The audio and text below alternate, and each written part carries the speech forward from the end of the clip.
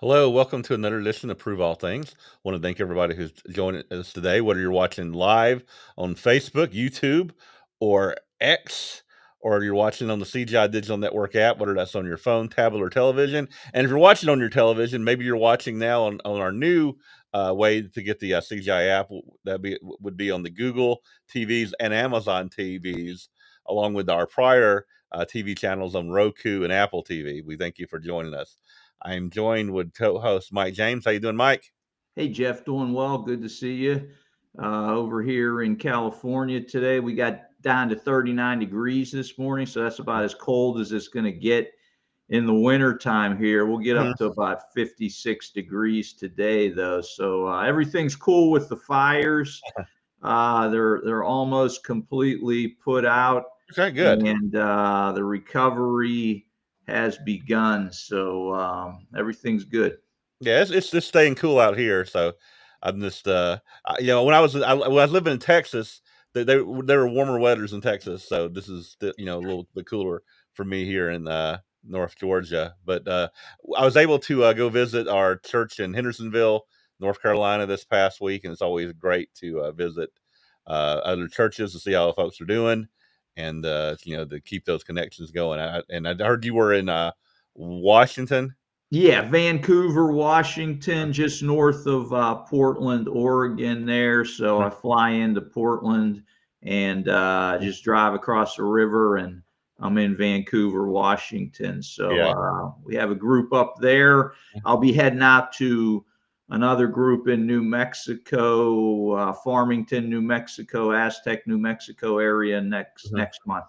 Okay, great. Yeah, I've been in Portland once. I visited the Nieblers up there once and went to Portland. And Portland's a very for someone who's from the East Coast, or it's a very different kind of city, I guess. It's where they say young people go to retire or whatever. But it was just a lot of homelessness. I haven't seen that much. Even in Atlanta we have homeless, but I didn't see as much as I've seen out there. Yeah, you're right, Jeff. The first time I was up there when we got the group going, Mhm. I was surprised by the amount of homelessness I Yeah. saw up there. I'm in the LA area, so there's a lot more here, Oh, but really? Portland's a much smaller city. And yeah, there definitely was a lot going on. I think some of it had to do with their drug policies, and Mhm. addicts were going out there because they were able to get some of their needs met, Mhm. and that's part of the problem. But not Yeah. sure about. Again, it's a little bit north, Yeah. so it's a little bit colder there. I don't know if it's Yeah. a great place to be Yeah, under living that all place, the time. everything in that area was beautiful, around there and stuff like that is just, one thing I noticed, just popped into my head. But hey, glad you went up there to see the church, and glad we're getting out to visit everyone. We're going ahead and bring in our guest this week, Hey, Hey, fellas. Daniel, How's it Mr. going? Daniel Russo. Good to see you, good to Daniel. see you. Likewise. All right, so you've been on the program several times before, so I guess our regular viewers will know who you are. But for those who are just new to the webcast here, could you give us some background of who you are, where you're from, what you do? Sure. I think you guys are trying to systematically get the entire Russo family on the podcast, because my dad's been on a few times too recently, which is Mhm. good. I think you guys got him in the podcast mood, so I think we'll probably be able to get him onto ours finally. uh, but yeah, I'm in Albany, New York. I'm on the board of directors for Church of God Network, which is a nonprofit organization that helps facilitate connection and cooperation within the Church of God community. Spent my whole career working in nonprofits, managing them, uh, working in fundraising, operations. So it's in my wheelhouse. We have a good team, and I know today, good segue from what Mike was saying, but today we'll be talking about the response to the wildfires, because it was a pretty big catalyst for opportunities to cooperate, to respond to crises and meet needs of brethren.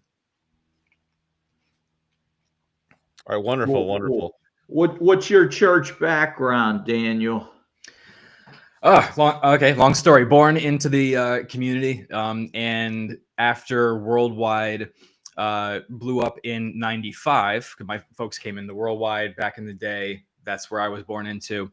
Then we stayed in a local Westchester, New York congregation for quite a while, probably another 11 or so years until 06, when the local church branch of Worldwide, then GCI, went to Sunday. And so we were on our own, probably, I guess, colloquially referred to as an independent congregation. And in 2017, when we started working on Church of God Network, I started fellowshipping with as many different groups as I could. So I still have a home congregation in Westchester, New York, but sort of see myself as a part of a larger body with simply a home base. Gotcha. Yeah, I remember we talked to your dad about that, y'all's time in Worldwide, and I was just shocked that people would be in Worldwide for so long with them not keeping the Sabbath. And oh yeah, there were folks who were there until last year. There still might be a smattering of folks in some Sabbath keeping congregations, and people make the choice of where to attend for all kinds of reasons, and that those reasons change and ebb, and as information comes in, we admit that we were off on certain things or just change our perspective. So it's, again, a whole lot of moving fluid situations in the Church of God. Yeah, that's just because I always thought that everybody went to United or Living or CGI or somewhere, but there's so many churches had stayed in the GCI until so late. It's just amazing. There's such a plethora of different experiences in the Church of God in terms of like the more that I've done Church of God Network and visited folks, the different kinds of stories you hear, people who maybe left and didn't do anything because they were disenchanted, but maybe still kept the Sabbath at home, sort of sought things out online, sort of maybe were on the periphery of some Church of God communities and then came back in a big way to one of the bigger groups, in the last 10 years. There's just so much variety of what people went through. Yeah, I like the word Church of God community. It's what we're trying to do in Atlanta with some of the churches that will get together. We're forming like a Church of God community, and we're actually doing a summer camp this summer with different churches and maybe as many as 4 or 5 different organizations involved. So I think that those connections came about from what you're doing with Church of God Network. So I wanted to thank you for being able to be there to create those connections that we could can benefit from them. Yeah, you guys got a good thing going on in Atlanta. Yeah. Was there recently. It's always fun to go down there. It's sort of like a home away from home for me.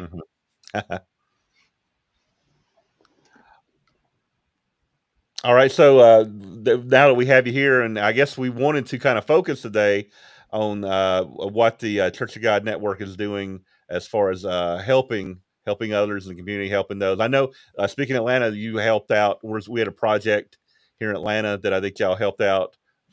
All the churches pitched in, and y'all helped out. We were able to help someone build like a ramp, like a handicap ramp for their house, and it was a very good project that was done to help someone in the church who maybe couldn't afford it beforehand, but was able, with all the people coming together, to do that. So I think that part of what y'all are doing is a great effort.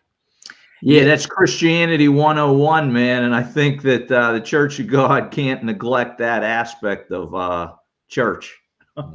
Yeah, it's through the same program actually we're responding to the wildfires with. So we have a program called Within Your Gates, which is a grant program designed to help the Church of God respond to crises and emergencies primarily. So the idea being, if there is whether it's a natural disaster like the fires or the hurricanes that hit the Carolinas last year, that we would then spring into action, try to find out who is on the ground in the various different groups. We have a couple team members who reaches out to folks, see who's coordinating what the needs are. Then not only do we try to disperse that information, anything that can be made public, but then try to send funds when we can, recruit folks to send funds if we need to, if there's the need for it. And it's primarily designed to marshal the collective resources of the Church of God in times of crisis. But thankfully, we're not always in periods of crisis. So in the interim, the grant program tries to give grants to service projects that are done across different groups to help brethren or even local communities. So if 3 or 4 different Church of God groups want to come together and do a service project for their community, we can help fund that as well. So sort of trying to stir up good works in the interim, but largely the inspiration for it was, how do we come together, circle the wagons in times of crisis and make sure we respond in full to a given situation, and also let everyone know, like inform the Church of God that something is happening that requires our attention and prayers at the very least. Mm-hmm. And so that's what you're doing for these wildfires, I guess. Yeah, so we there's a small working group of a Church of God network team members and other Church of God organization leadership that got together. It was decided that we would use Within Your Gates as the program as the, I guess, the proverbial tip of the spear in the response.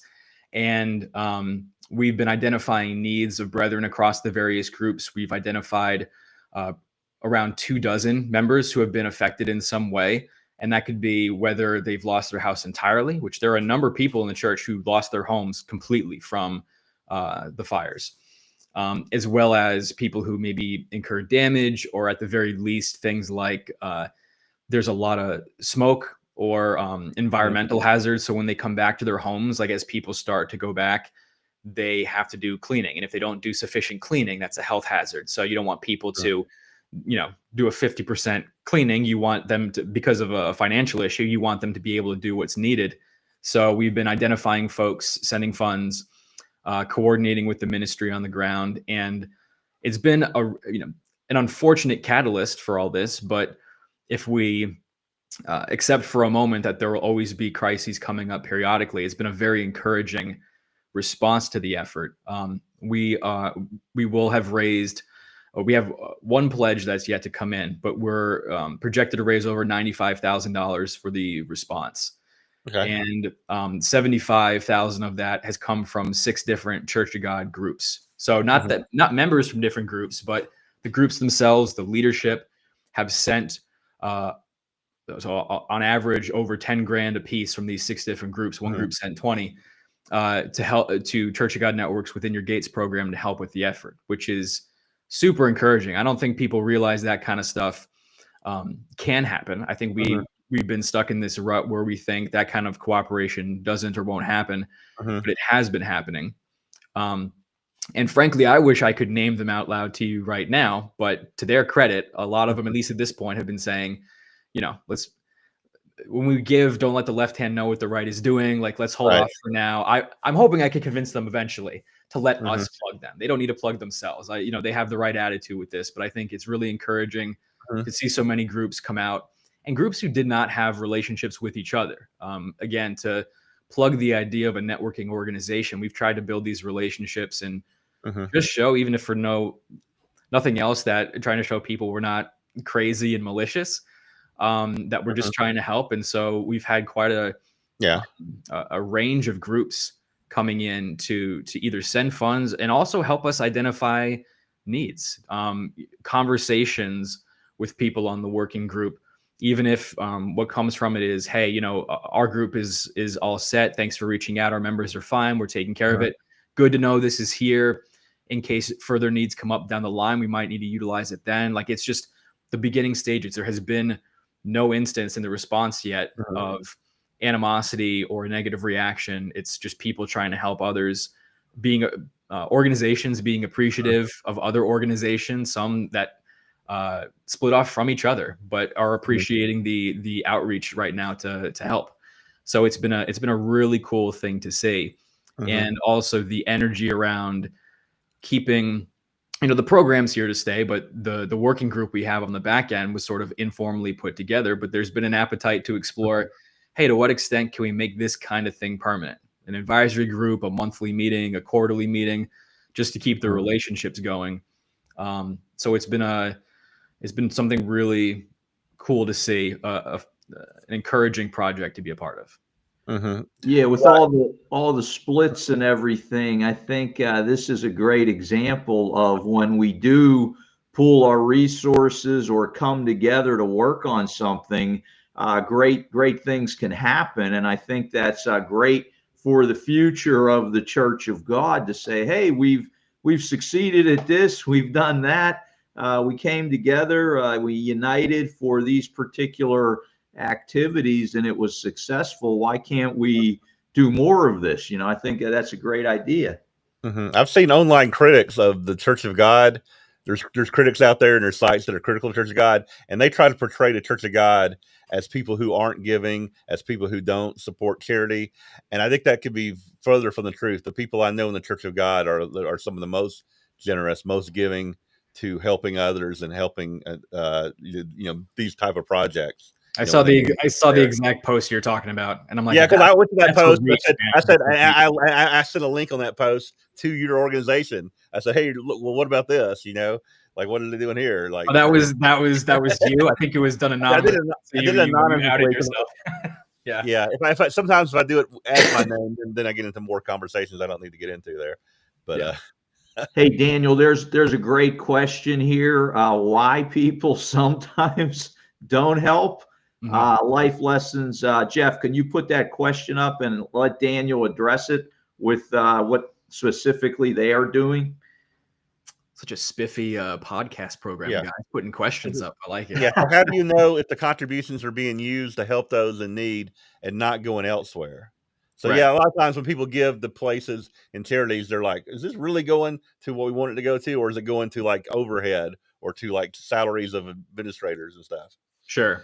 Yeah. So I guess there's a twofold answer depending on how they meant the question. So the first, in terms of how Church of God Network does it, like most nonprofits, you can give what's called restricted donations. So you send money and you add a message saying, we want this donation to go to the California, wildfire relief response.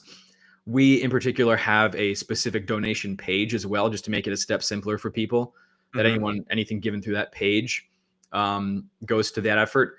But then in terms of once we have it in the Within Your Gates programs funds, when we start giving it out to individuals, one of the things we do in all our grant programs is work with the ministry. So we work to identify people who are in need with folks on the ground who we have a relationship with. We try to verify the need. We get the information from either the ministers or the person themselves that's in need in terms of like the account information or however they want to receive the funds. And after vetting, send them the funds for the relief. Now, one of the things we are doing with this is because the funds that are needed are very much time sensitive, the aid is time sensitive, we are making contributions based on a formula we have on the back end that the work group came up with. So while we do try to get a sense of how much someone needs to not drastically overgive or undergive, we don't want it to be like a receipt-based thing where they show us, this is what I paid, here are the receipts. Like, we don't want to give someone another burden during this time. We want to give people funds to deal with the issues quickly and make it so that the only thing they really need to consider is how they're emotionally and mentally and spiritually recovering from it. And we also say, hey, you know what? If this is a little more than you needed, help someone else out. You got neighbors who I'm sure are devastated. You have other people in your community. Use the funds to help someone else in need. But we've tried to get the aid to folks sooner rather than later. Obviously, the other thing too is taking into account, you don't want to put any funds someone might receive from FEMA or from their insurance in jeopardy. So making sure that there's no statement that this is going to go to help repair a part of the house, because if that's the case, it might jeopardize someone's insurance claim. Although there have been individuals who were part of the cohort of people who got their insurance canceled last year in California, which is a big issue. So there are several people who did not have insurance when this thing went down, which is a whole nother complication. Definitely. So how many families are we helping out there and with this campaign? In terms of funds sent, we're going to be around a dozen, but we have another 10 or so people who we've identified as being in need, but we are still ironing out, like, okay, what's the best way to send it to them? Some people don't have exact figures yet in terms of what the damages or what the needs are. So we're waiting to get that information before we send it out. So there's still a lot of moving parts to this, and there probably will be for a few months. Like this, people very often, I mean, it's kind of a cliche in the nonprofit world, but a lot of money comes in the beginning of a crisis, but then there are secondary and tertiary issues that come down the line that also require aid, that by that point, normally people have, I don't want to say forgotten about the issue, but there isn't the same level of fervor. So we're trying to identify those as they pop up, and you're starting to see them now. People getting into, okay, I got to clean the house. I have to consider all these things that maybe when the fires were first happening, we didn't need to. So we probably will have another 10 or 12 that will wind up receiving aid on our list currently, but we also expect that list to grow as the ramifications are still being sorted through from the fires. Are you aware of how many different church groups in Southern California have been affected or members have been affected? I've heard of 3 or 4 different groups. I'm sure you've got a better handle on that than me. Any information on that? Yeah, in terms of affected, I mean, United Living in Cagua all have members in that area. Certain groups are hit harder than others relative to like where their meeting location is. Tends like where their members are centralized, but they all in some way have been affected. There's another group, Church of God, AIC, an international community that was probably hit the hardest. If you all could pray for them, they lost their meeting location as well as a number of their members got significant damage to their homes. Some individuals from some smaller groups as well. At least 2 other small groups, like maybe one-off congregation groups, were affected. Yeah, so you're probably talking about half a dozen groups that we know of, at least, that had members affected by it. Yeah, I'll tell you that where we meet at the Pasadena Senior Center. We're only about 4.5 miles from the fire. So I had a little concern as to what was going on. Some of the folks that meet with me were calling the week after saying, "Hey, are we going to meet?" And I just called the center to make sure that everything was cool there, which it was. But there was some concern that it might be a place that some of the people would go. But the convention center in Pasadena has kind of handled most of that. But there's another question. Yeah, follow-up question. Here we go. It says, do the recipients of assistance know where it is coming from, and if any sort of proselytization occurs? So yeah, they know where it's coming from. It's coming from Church of God Network, and all of that documentation is provided. It's coming from our bank accounts or a check from us or our Zelle account. In terms of proselytization, there are Church of God members, so that would be a little redundant. Yeah. Hey, you know what? Maybe Life Lessons is wondering, since you mentioned earlier that if there's some extra that Church of God folks can give it to their neighbor. Did you make any stipulation about, hey, we got this extra money from our Church of God network. This is what they do. Did you make any stipulation like that? If they give away any money to mention, give you a plug or anything? No. It's not that kind of thing in terms of, I mean, if they help someone else in the Church of God, I guess my first thing would be, let us know that someone else needs help as well. If it's someone else who fell through the cracks and has not been identified, like, let us know. We're still trying to reach out for not only the ministry and leadership, but individual members. Hey, if you know people, let us know. We'll look into it. We'll reach out to them. And again, a plug is not needed. Just we care about people being, if not made whole, then as close to it financially from this as possible. And in terms of if they're giving it to members of their community that are not in the Church of God, let them use discretion. Plugging us wouldn't really do anything for the individual. We serve internally the Church of God community, but the hope is just to be a blessing to someone else. If there is a bit extra and you're giving it to your neighbor, just do it to help them out. Like if there comes an opportunity for a question of, where did you get the extra? Like, is it FEMA aid? Like, well, no, it came from my church community. If that starts a conversation, great.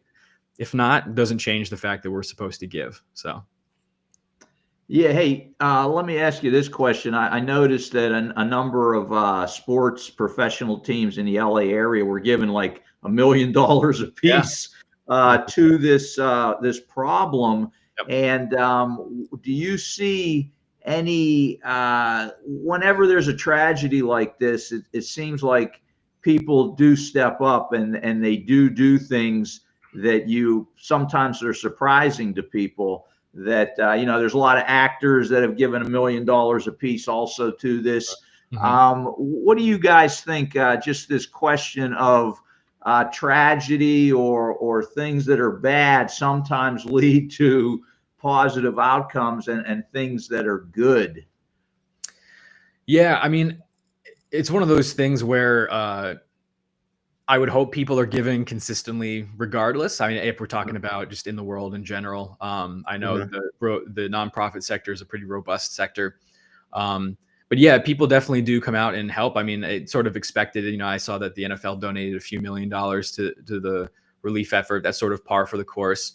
I think with the Church of God, the desire has been there for a while, and I think locally you see it happen. I know the inspiration for um, the Within Your Gates program came from a friend of mine who wanted to do service projects, but then it Mhm. eventually morphed due to, and I might have mentioned this on your program before, but the young woman from Kagwa who was abducted and murdered a few years ago, when she went missing, we were like in our first year of operation. We wanted to help out. We wanted to know what's going on. Um, Mhm. how can we spread the word to other groups? And there was just no mechanism to do that. So we're like, we should have this program fill that void, because locally people did come together. All the different groups in that area came together Mhm. to help out and search for her when she was missing. And so even in the Church of God, the desire and capacities there, I think we've become so cynical about our community because of our history that we don't Mhm. realize, no, like we're capable of doing this. And a lot of the barriers, at least Mhm. now, are just logistical, right? Like there was no animosity from the groups that we worked with, but it was the fact that because we exist as a networking organization that builds these relationships, we could Mhm. marshal and get all these different people involved. Whereas before, if the leaders didn't know each other, they wouldn't even know to connect or how to do it. So, and then some of what we've been doing is folks who already knew each other, and we're leveraging that, right? Like if there's someone on our working group who, yeah, we know another minister, but they might have gone to ambassador college with them, they'll reach out instead of us. So it's all about sharing networks Mhm. to accomplish a purpose. And this one, it's been um, it's been done with abandon, like in terms of people have not put restrictions on things in terms of I don't want to work with that group. It's been like, yeah, how can we help? You guys are doing this, great. And sometimes it's the a small organization might have their hands full dealing with the crises that this kind of thing brings upon Mhm. them. They might not be able to devote time to helping with something larger, but if a group's willing to do it and like, yeah, you know what, we'll let you know who's affected in our group. Here's some funds, but someone stepping up and being able to be the intermediary or the administrative center is a big help as well to a lot of these groups. Mhm. So your organization's been around now, say, for 5 years? Yep. So I think at the first, didn't y'all have some skepticism from different Church of Guys about what y'all were doing and kinda what your mission was? You know, has that gone away, or is that, or, the fact that now more and more churches are working within the Church of God network to accomplish things? Yeah, I wouldn't say it's going away. I probably wouldn't say it will ever completely go away, which is Okay. probably a good thing. Like I think a healthy dose of skepticism towards what people are Yeah. doing just, is it's that's not a bad thing. Mhm. Um, and also an interesting feature of this specifically is that there are some groups we have relationships with where there's, obviously no personal animosity, nothing like that, but maybe they don't see eye to eye on everything about our mission. Maybe they're still skeptical or cynical about some of the things we do uh, at like maybe the higher mission level in terms of bringing different groups together to cooperate. But for Mhm. something like this, it's like, you know what, maybe we don't know if this is if we're on board with everything, but we'll work with you on this thing. And that's Mhm. fine. Like if that's where their boundary is at this stage, that's great, because if all we can do right now with a bunch of groups is respond to crises in an organized, efficient, and powerful way, that's amazing. That wasn't existing a decade or two ago. So, and it's part of relationship building. It's like this is also an impetus for us to do this well and the right way and be above board, because then it makes it more likely that it'll happen in the future, that people will work together. And maybe at some point it's not a crisis. Maybe it's just a good idea that someone has, or an effort that's been building through relationships for a while. But so the other thing too about it, what we try to do is that not everything that we do might be for every group at this stage in our relationship, but the response to this is there have been people on board, and that gets us working together and cooperating. And that was always from the beginning one of those things. Like even if we couldn't get people to fellowship together, if we could work together logistically on things, that's a powerful first step.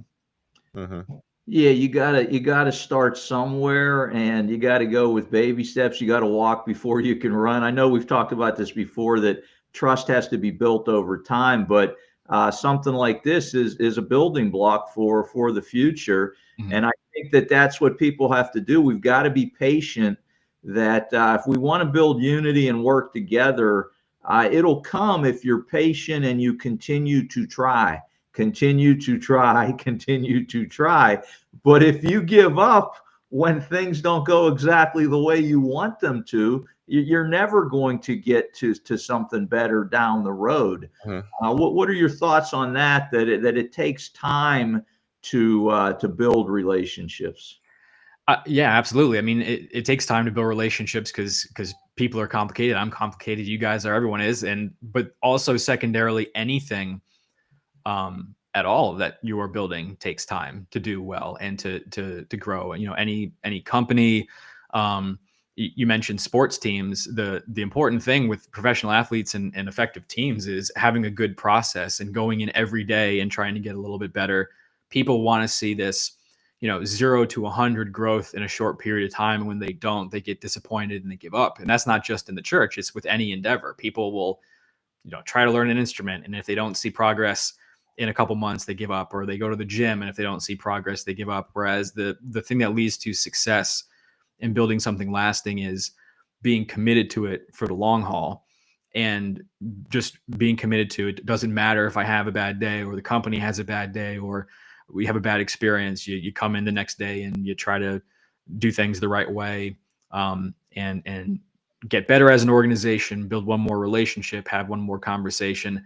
And that kind of thing grows and snowballs in a positive way over time. And so now, 5 years might seem like a long time for some of the people on our team who have been in it every single day, trying to make it work. But in the grand scheme of things, 5 years is nothing, especially since it's been most of my whole life has been a divided Church of God community. And now 5 years in, you have occurrences like this where closing in on $100,000 raised for a crisis with half a dozen different Church of God groups, and you're seeing relationships built, people being cared for. So it's a testament to an incremental approach to progress and change. Very good. So yeah, if the Within Your Gates program, I guess there's always going to be crisis in someone's life in the Church of God, I would think, because the Church of God, there's enough people out there. There's always going to be a need. There's always going to be someone who needs help. Are you how much do you have available to help in the Church of God? If there's people out there, like maybe watching today, somebody knows of someone who needs something that's critical and they can't figure out how to help them. Like how much is the Church of God able to help, and is there a way you would like to see that grow in helping others? Sure. Yeah. So a couple things to add about the program. So the first is that because we're not an organization like the Red Cross or Habitat for Humanity, we can't send people to individual locations to respond on the ground, right? Which is why it's a grant program. So like a lot of the individual needs are a widow or someone who has a disability needs a new roof or something on their house. They just can't do it because they don't have the funds and they don't have the physical ability to do it. Right. So we can't go and do that. But what we are hoping to accomplish is if there are brethren who are willing to do it for them or hire contractors for them and do the work to Yeah. make it happen, then we will help fund the service project. The thing being wanting to help individuals and wanting to encourage members of the Church of God to do things themselves too. Like, I don't mean the person who's the widow or the who Right. has a disability, but other brethren, like getting away from this mentality of let's offload fixing this issue to another organization like CGN. It's like, okay, we'll help make sure that finances aren't a barrier, Right. but like the brethren in the area, like have them step up and fill the need. And at that point, all it is willingness, is if we could help cover the financial costs. So that's an important thing in terms of building the body of Christ up in, as far as we're concerned. And also secondarily, we don't necessarily, it's not a situation where anyone who's in need can reach out and request within your gates funds, because a lot of times, and again, we want to work with the ministry and established organizations. Sometimes it's, well, the organization they attend with would like to cover those things, or there's a program existing to cover those. And so you're denying them a blessing of helping you out if you come to us instead. Or we don't want to make it seem like we're stepping on toes. We're not trying to subvert anyone as well. So we're trying to work with all the different parties involved to make sure people get taken care of, for that individuals have opportunities to serve, and that relationships are being built in the process. So largely it's a crisis response program, but like you said, and like you guys did in Atlanta, in the interim, right, between the hurricanes that happened last year and the wildfires, there's months that go on. And in the interim, we want to see individuals or congregations reach out saying, we want to do this service project. It's going to cost whatever, $3,000. Can you help us out with it? Or, hey, it costs $50,000 and we have commitments from 3 groups to do this. Do you want to help contribute to it? Absolutely. So that's more the kind of thing we want to the program to spur on. Yeah, that's what we did in Atlanta. We had one group who kind of got all the costs together, what it was going to do to fix, I guess, to build this ramp or whatever. And so that church said, we're able in our budget to give this amount. And like our church was like, okay, we can give this amount. I think the other church, Christian Masters, gave an amount. And y'all kind of filled in the gap for us. Like, well, we still have this little bit of amount left.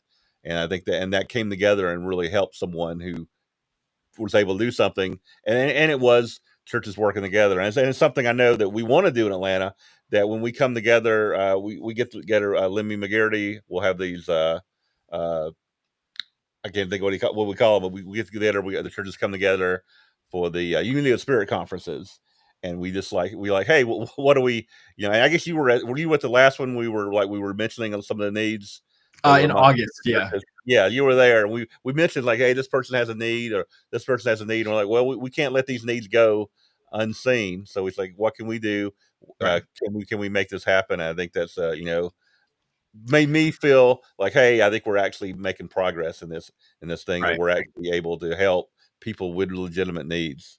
Those are, I mean, to me, what you all did and the wildfire response are two sort of like epitomes of what we want the program recipients to be about, in terms of you all came together and locally identified a need, contributed from each of the organizations. I think, everyone participating and contributing to the needs important. And then it was, okay, well, the groups don't have endless supplies of money. We don't want to put a financial burden on the individual.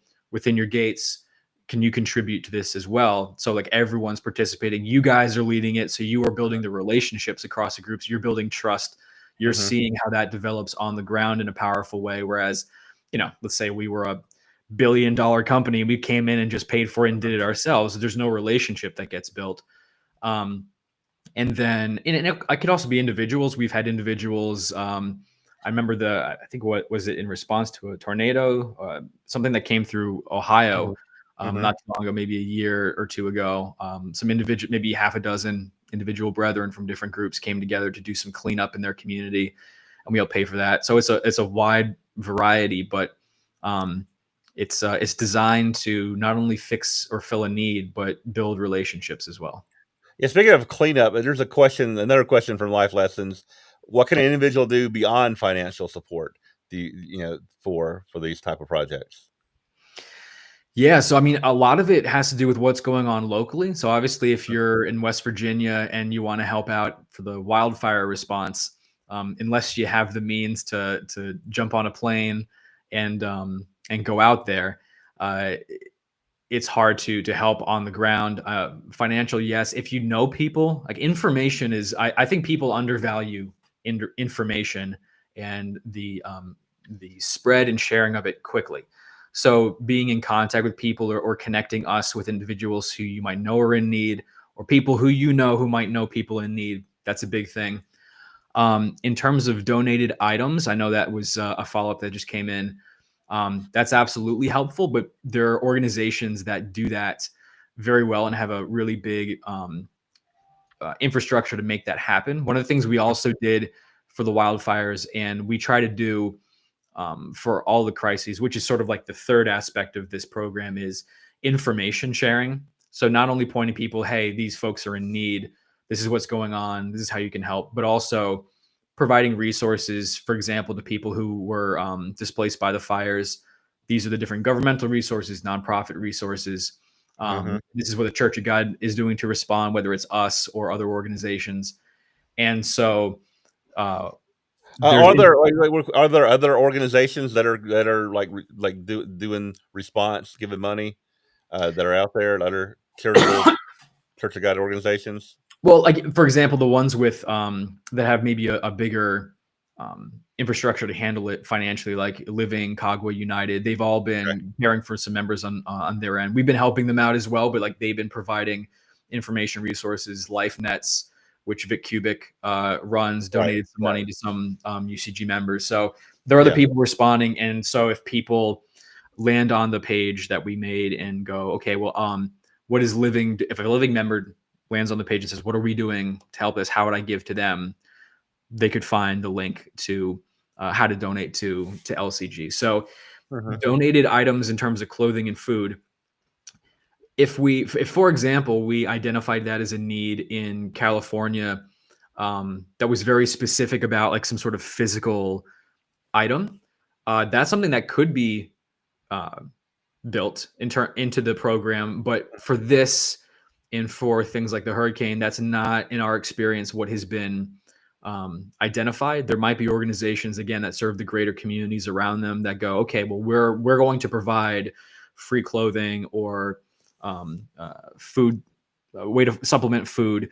I would encourage giving to them because they probably identified more of those needs in the community. But in terms of Church of God specific, if we ever did hear from a minister or an individual affected on the ground that, yeah, you know what, for some reason, everyone really needs winter clothing because it was a disaster that occurred in Minnesota and everyone lost their clothes and we don't have enough, then that would absolutely be something we would coordinate, whether it be with the ministry on the ground, whether one of our team members would do it.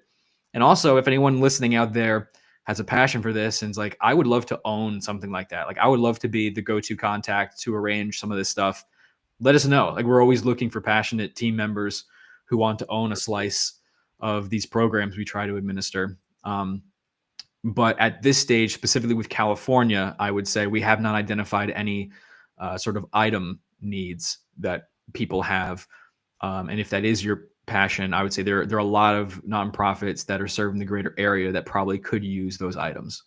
Yeah, just being out here locally, definitely on the news, I've been seeing different organizations are providing food, are providing clothing.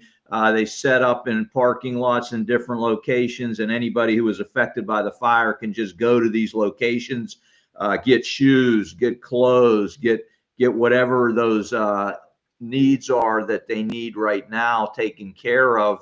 But wasn't there something within your organization, Daniel, where you have volunteers in different parts of the country who can be used for, I know, different things like bringing people together, but is that volunteer program, maybe can it branch out into other areas like this where maybe one family wants to get their their house cleaned up ahead of the Army Corps of Engineers coming in there and doing it for them. Would a volunteer that you have in a location be able to get something like that organized? What is it about your volunteer program? I think that maybe Life Lessons might be able to help out with that in her area. Sure. So we have a program called the CGN Local Contacts, which is sort of the individual, I don't know what you call it, arm of CGN, where we as an organization try to build relationships whenever and wherever possible. And I travel to do that. But we want to find individuals who are passionate with community building in the Church of God on the ground in various locations in the country and in the world, because they know their areas better than we ever could because they live there. They have relationships with brethren. They have relationships with the ministry. And so our local contacts, and we have 44 local contacts right now across 30 different states in the United States and 9 different countries. And they do a variety of things. Mostly it's build relationships, stay informed so that you know what's like, you're a go-to person for your area so that you can help individuals as they come through. You can funnel information to CGN if we need it. And so this is where this kind of thing would be how they'd be part of the group of people we reach out to in a crisis. So we would, okay, who's the local contact in Southern California? And we do have one. Reach out to them. Do you know who's responding to this? The thing with this particular crisis is that it got right to like working with the organizations immediately. So we the local contacts were involved, but it almost didn't need to start there. But for example, there's I don't know why I keep going to West Virginia, but let's say there's an emergency in West Virginia, and we don't have a ready-made stable of contacts there in terms of leadership or people. We would go to our local contact and say, okay, hey, could you find out what's needed? Could you find out who is responding in the Church of God? Who are the ministers? Do you know any of them? Can you make an email introduction? I'm going to call them, whatever it is. And so it's sort of the needs that or the reason we might go to a local contact will be dependent on the individual situation, but they are the first line of where we go. And the reason why we have this network is because we want it to also support the programmatic stuff we do, like responding to a crisis. If someone knows them on the ground, who knows, maybe they would be skeptical if someone like me just called them and, the minister and said, hey, we want to help. But if, John Smith, who they've known for a decade, goes, hey, I'm working with this organization, they want to help, let me make an introduction, or let's get on a Zoom call together. That's a way folks can help. So I'm not sure where Life Lessons lives. But if anyone is interested in being a local contact for Church of God Network, we have a page about it in terms of the responsibilities and the general parameters. It's a very low intensity role, but high in importance in terms of it. If it sounds like it's just about making as many friends as possible and visiting people and building relationships and keeping up about what's going on in your area, that's because that's exactly what it is. And the more robust that network is, the more powerfully we could use it. And again, don't underrate relationships and information, because those might be the 2 most important levers in the unity conversation. So what Life Lessons would do is just go to churchofgodnetwork.org and they would find the local contact section on there, and they could do what they needed to do from there, right? Yeah, it's under the menu item, the network, and then CGN local contacts.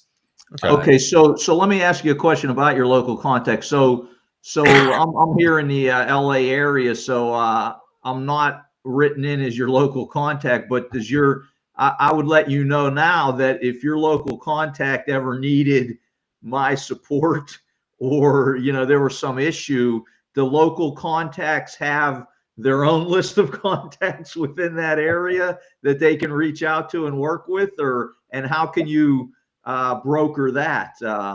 Yeah, it's all about sharing networks like that. Really, before even the programmatic stuff we do, before things like the congregation map, which I know everyone, a lot of people use that we made. Church of God Network is a relationship company. It's a networking company. So it's about leveraging and sharing the relationships we all have. So LA as an example, right? We have a Southern California local contact. So if something was happening, we would cast a wide net. We would go, okay, we have our local contact in that area. Let's reach out to him and see who he knows, who's involved, what he knows. I would then reach out to anyone in my circle, which would include you, Mike. Okay. The people on the board, like we would cast a wide net. It would be sort of all hands on deck. And yeah, no, that's how I got your note about this, I guess, because you know me. So yeah. Okay, now I got it. Yeah, but the local contacts, the thing about them is, in something like Southern California, we might have more institutional awareness there or more contacts as a company, but 50 states, all kinds of countries we're scattered across. Having a foothold to start, if we don't have anything established in a organized way. Like I personally don't know a ton of people in Wisconsin. I do know a few people in the Church of God in Wisconsin, but the idea of having someone on the ground and going, okay, there's an issue there, or it doesn't have to be a natural disaster, right? Like we've had shootings in the Church of God, unfortunately. So if it happened in one of these areas, okay, can you find out what's going on? Even if they don't know it, that's the thing too, where a lot of these folks have a passion for building relationships. They have established ones. But if something happens where there's a catalyst, all of a sudden we have someone who's able to create a new relationship or go and find something out. And other people can be involved, which is another thing about this, involving a lot of people in the mission. So yeah, it's a one node in the greater network. Hey, there's another question from Robert in Kenya. And on that question, Daniel, are you aware of Christian Educational Ministries and Blake trying to get something going with a trailer or a big van or truck that would go out to hurricane victims or tornado victims on a spot and just assist them very quickly? Have you talked to Blake about that idea, and what does that have any connection to what you guys are doing? Well, funny thing is, I know Blake very well. We've talked about that before. I know about the effort. I'm not sure where it stands now. It'd be great to get an update from him. Funny enough, one of the people early on very involved Within Your Gates also came up with that idea, and I think might have even bought the truck and then lent it or given it to CEM. So yeah, I've been familiar with that for a while. I think it's a great idea.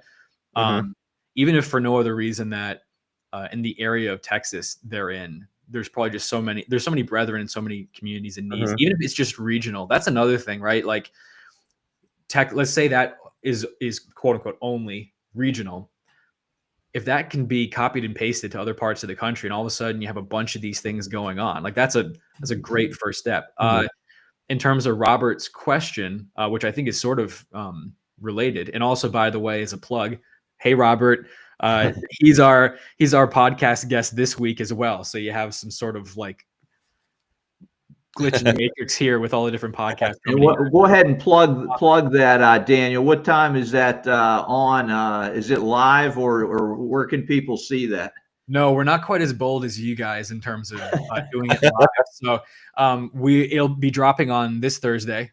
It's a recorded episode. We brought on Robert. He talks about his background in a variety of different faith organizations. And then the central theme really for most of it is how to help people without unintentionally causing harm, which is a whole episode in of itself, which is why we're doing it this week, largely focusing on international efforts. But yeah, Robert, so emergency training skills and best practices and everything in terms of how people should respond. The funny thing about that is one of our goals for this year is to build out a network of consultants or experts that the Church of God can go to for best practice consultation or training and things. And I don't know about emergency training. I don't know about the idea of advising in terms of, I don't know what the sort of the legal ramifications might be of some of that stuff, but it's certainly possible in terms of there are people in the Church of God with expertise. We don't just want anyone obviously giving advice, but people with the skills who we're trying to reach out to make themselves available to the greater Church of God community. One of the organizations we're sort of modeled after is the New York Council of Nonprofits, which is essentially the Church of God network for nonprofits in New York. And they have a database of nonprofit consultants. Organizations like CGN can reach out to if you want help with fundraising or marketing. And so we're trying to build that out this year for the Church of God. Hey, do you need help with, your SEO, or do you need help with a prison ministry?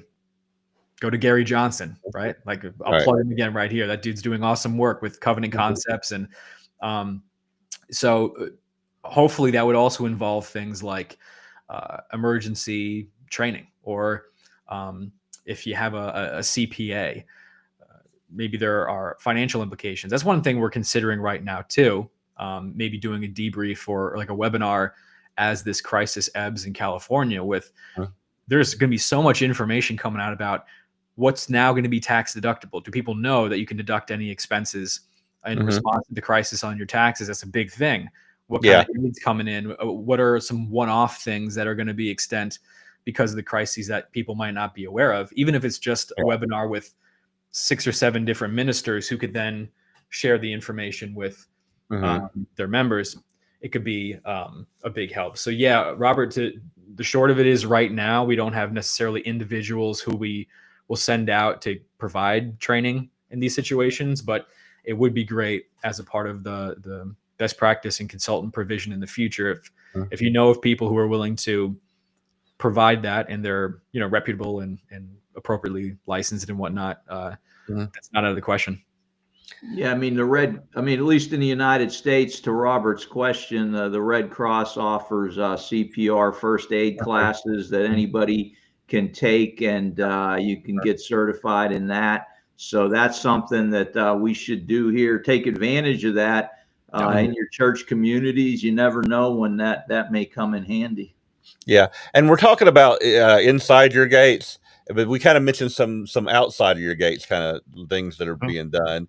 Is there any kind of plans of if maybe or can you support, like, if our local churches want to do a project that's helping someone who's not in the church?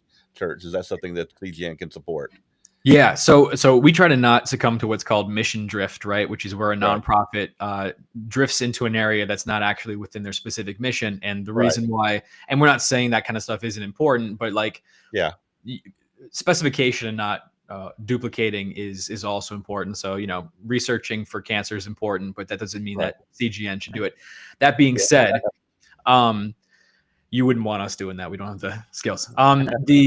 The thing about that though is, it is important though, like in terms of, one of our focuses is the health of the Church of God community. And part of that health is doing service projects and helping communities as well. Like that's an integral part of conversion and just being a follower of Christ. So for within your gates, yes, if the only internal to the Church of God element of that inherently is that we want the service projects to be put on by Church of God members, like put the work in, get some of your friends together, even if it's just 3 of you going to a soup kitchen or something, and maybe you don't have any money but you have the energy to do it and you need $500 to buy a few things for the effort, do it. Like but we just want it to involve church members in some way, whether it's